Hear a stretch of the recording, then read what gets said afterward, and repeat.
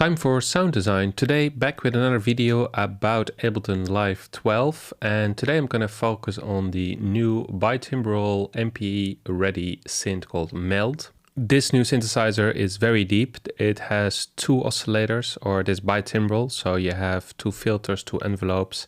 You have a very extensive modulation matrix. And what I created with this Meld synthesizer with some extra LFOs on the side is a texture. So let's go to Ableton and I'll show you and I'll play you what I did with this new synth. So here in Ableton on the first track, I loaded up the default instance of Meld. And if you play it on the keyboard, this is how it sounds. So here on the left, you have the two oscillators A and B, and there's a whole bunch of shapes you can choose from, and each oscillator has two macro parameters, shape and tone, but it changes for the oscillator. So for this one, shape and detune. If you have this one, it's density, intensity, etc. Then you have your amp envelope, modulation envelope, LFOs, and then you can actually use the arrow here to expand to see the modulation matrix with a lot of sources and a lot of destinations. And I'll play you what I created.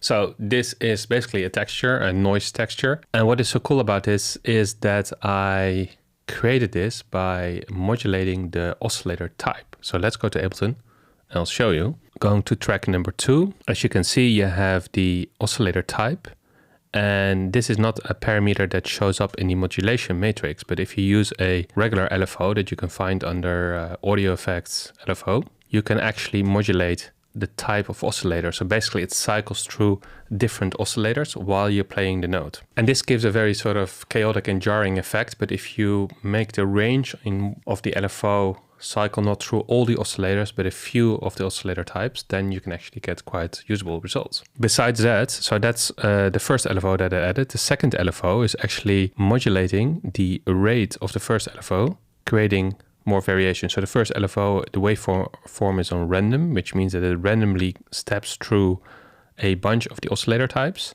and the speed of cycling through is modulated by this LFO with a sine wave. And as you can see here, this is kind of an important detail, is that the range of the first LFO is between 90 and 100. So that means that it's, if you look at the long list of oscillator types, it's only cycling through the last few.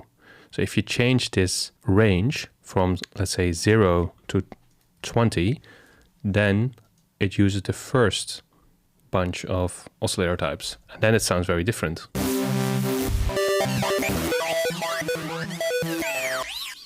Even more chaotic. Let's restrict it to 5%, so from 0 to 5.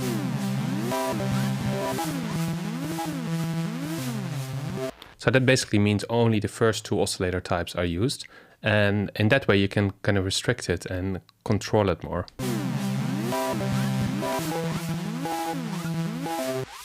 And since the last few options here are noise loop, filtered noise, bit grunge, crackle, rain, and bubble, and these are all very textural oscillators, that's why you get this kind of textural loop. So let's go from 85 to, let's say, 100.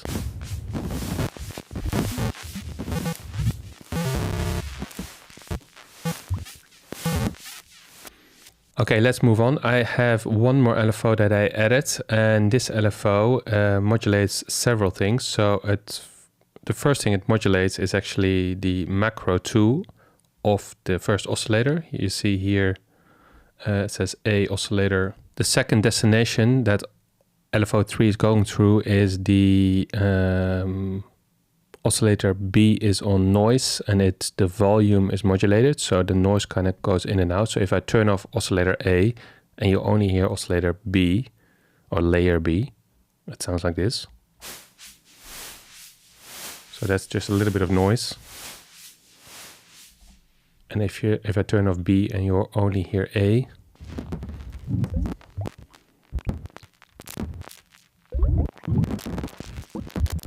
so that's quite subtle. Okay, let's turn on layer B.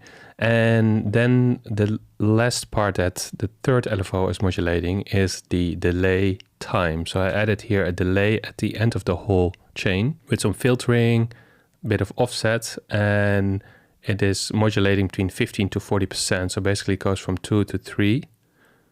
So you create a little bit of interest there. And there's a low cut at 50 Hertz.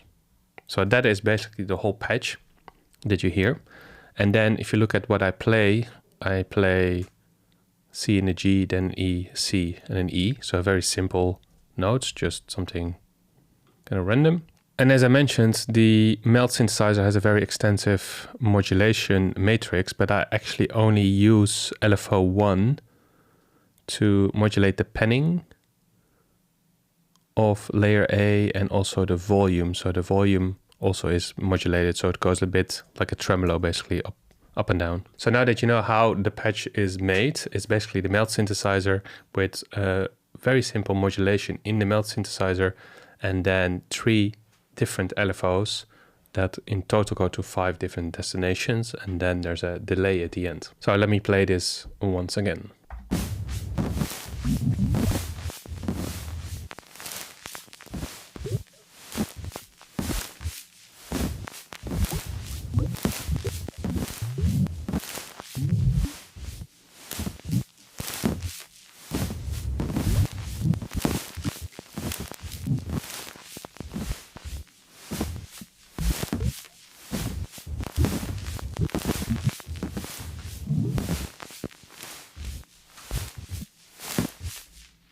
So as you can hear, this textural loop is like a perfect kind of start for a track. I would export this as an audio loop of maybe 8 or 16 bars and then add it to my library of sounds. So then when I want to start creating a track, I can use this as a starting point, as a bed underneath, playing melodies on top of it. And this is all just made on one track. So it's only one synthesizer with a bit of modulation and a bit of delay.